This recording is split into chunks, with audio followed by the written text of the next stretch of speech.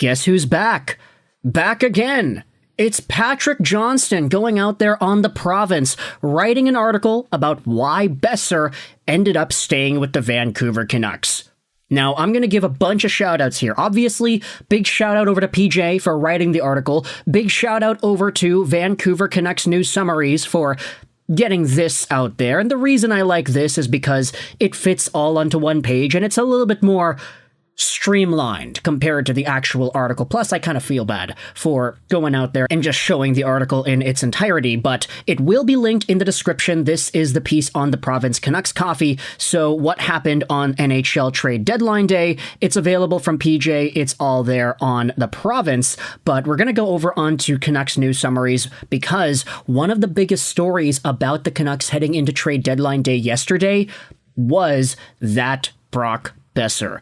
How he was still a Vancouver Canuck, and how we all thought that the game he had against the Anaheim Ducks would have been his last game in a Vancouver sweater. 28 years old, 6'1", 207 right-handed guy signed on to the end of this season, making $6.65 million a year. He's a player that's a little bit expensive for the quality of production he has this season. He's got 38 points in 55 games played, 18 goals, and 20 assists. He's on pace roughly for the same amount of points as he has had before his career year last year. Now, sure, 52 points on a season, 6.6 million, maybe it's not the worst thing in the world. It's fine. But the Vancouver Canucks have already been reported to have offered Brock Boeser an $8 million AAV extension by 5 years, that in which he had already rejected.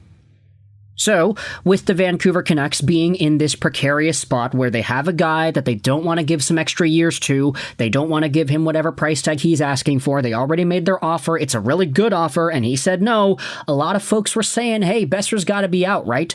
Boeser is going to go over to a contender, he's going to get a first-round pick in return, and then he'll test the market in free agency, because he'll just be a rental for whichever team ends up getting him.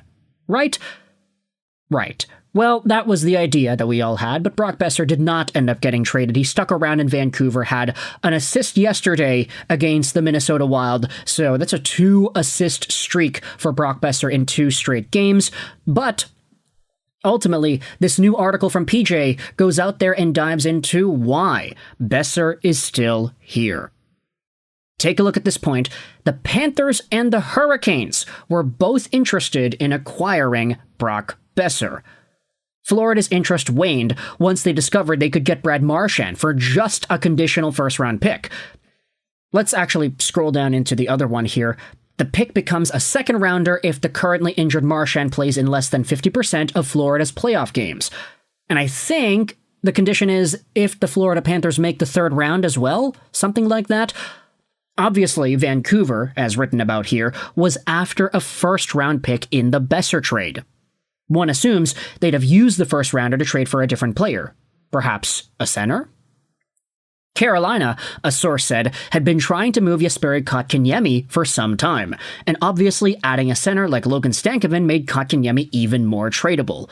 We know he's been offered to Vancouver before, and Vancouver does need to improve its center depth after the departure of JT Miller.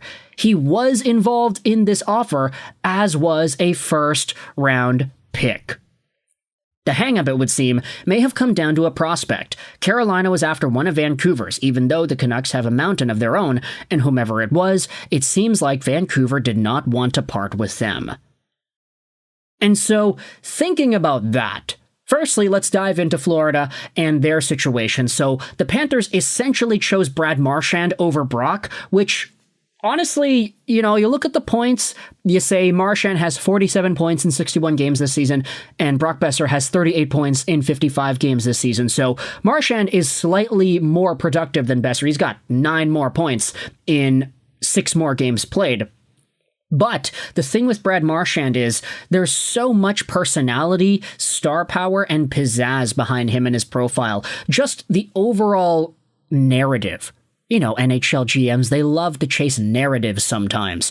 And while I'm going to sit here and say that Brad Marchand is a better player than Brock Boeser, I do think that there are just so many other intangibles that make him more valuable here. Aside from just the raw hard points, it's the playoff production. It's the fact that I'd say that Marchand is a faster player than Brock. Even though Marchand has lost a step compared to the seasons where he was getting 60, 80 points on a year, Marchand is still faster than Brock, and he still has more goals than Brock has this season. Brock, of course, had the 40-goal season last year, but guess what? Brad's a lock for 20 plus this season. He's already got 21. He could get 30 this season. Brock is on pace for 25. There are just so many other intangibles with Brad Marchand, and he's not going to cost as much as Brock was asking for from the Vancouver perspective. Okay, Brock himself wasn't asking for it, but Patrick Allvin was. So Marchand going for a much cheaper price than what Vancouver was asking for in a Boeser trade, obviously the Florida Panthers are just going to be like, yeah, let's just get Marchand. We can play him with Tkachuk. They can be a rat line, play him with Bennett in the middle, and all of a sudden nobody's going to want to mess with us. Tampa Bay, who are you guys? Get out of here. We got Tkachuk, Bennett, and Marchand on the same line. Brock Boeser, I get it. There were some folks linking the idea of Brock Boeser over to Tampa Bay or maybe even to Florida, and it's even written about here that Florida was interested in acquiring Brock, but they got themselves a much better deal on this trade market. So them backing out of a Boeser trade because they're like, yeah, we can just get Marchand for cheaper. That makes sense to me. Totally understand that. And if you go over to the Carolina Hurricanes, taking a look at Vancouver getting offered a first-round pick as well as Jesperi Kotkaniemi. Okay, firstly, we can talk about Kotkaniemi as we have been all year. We've talked about Kotkaniemi a lot over the past 7 years, pretty much, ever since he was a Montreal Canadiens draftee.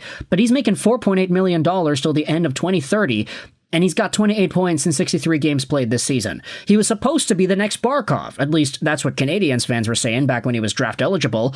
But ultimately, Jesperi Kotkaniemi and his two-way prowess as a face-off winning, playmaking center, he was never able to take that full transcendent next step. Last year, he only had 27 points in 79 games played. He is more of a middle-to-bottom six-caliber center who's making a lot of money compared to a guy on pace to becoming the next Barkov. So yeah, it's understandable why the Carolina Hurricanes were interested in trading this guy away, especially when they have Logan Stankoven coming in exchange for Mikko Rantanen. The fact that Carolina got 2 firsts, 2 thirds, Stankoven, all for Mikko Rantanen makes it so that I feel kind of weird that they were also demanding from a Vancouver perspective another extra drafted prospect. I mean, you think about it, Carolina's already got a lot of young guys. They shelled out a bunch for the Jake Gensel trade, and they also shelled out a bunch for the Michael Bunting trade, so obviously they have been in spots to get rid of guys, but ultimately, I do think the Carolina Hurricanes, they're greedy for a reason because they know it works, and this is one of these situations where they're like, hey, we can give you Kotkaniemi, we can give you an extra first-round pick, but we want Lekkerimaki, we want Elias Pettersson, we want Tom Willander, not just Brock, we want to add another younger asset as well. That is bargaining 101. It's like a really tough negotiation at a sports card table. Hey, okay, I'll pay your price, but if you give me this extra guy, then I'll take it. If it's just your first guy, I'm not going to take him by himself with that package that I'm giving to you. I need to get something else. And Vancouver ultimately said, no, sorry, we're not going to depart with a Willander, a Lekkerimaki, or an Elias Pettersson. That was already talked about by Patrick Allvin yesterday, too. So let me know your thoughts in the comment section below about the Vancouver Canucks entertaining conversations with Brock Boeser with Florida as well as Carolina, only for both of those deals to fall through. Florida decided to take Marchand on because he's a lot cheaper and he's, quite frankly, better. Carolina wanted another prospect alongside of Brock Boeser, not just Boeser for Kotkaniemi and a first. They wanted Boeser and another top guy for Kotkaniemi and a first, and Vancouver said no. Let me know your thoughts in the comment section below, whether or not you think this was a fumble. Do you think Jesperi Kotkaniemi was the right guy to come in here and change Vancouver's fortune for the better? I honestly disagree. I really am not a believer in Kotkaniemi anymore like I was a few years ago as a Montreal Canadiens fan, but let me know your thoughts in the comment section below. I hope you enjoyed this video. And bye.